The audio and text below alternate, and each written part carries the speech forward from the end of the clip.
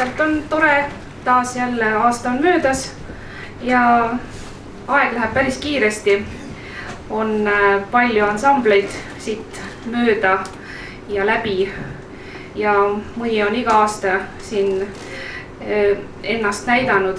See teebki head meelt, et olla protsessis, et nii nagu Vikerraadios eile oli otsesaade, seal küsis ka saatejuht, et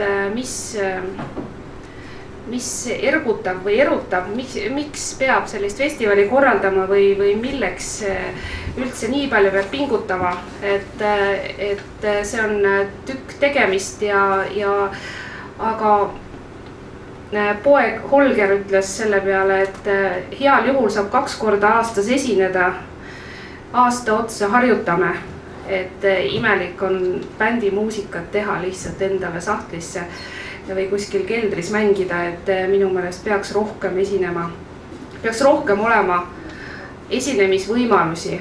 Nii et festival ongi see lihtsalt, et pakume lihtsalt lisaks sellele, et on õppekava ja täidame seda lihtsalt, lisaks veel teeme midagi ja muud ei olegi. Lihtsalt, et oleks hea olla, pange täiega, kes siin te olete. Ansambleid on ja alustasime juba Harjumäel. Väga tore oli, inimesed naudisid, mängite väga hästi, nii et ootame huviga igat teie esinemispala, nii et laske aga tulla ja kuulake teisi ka palun.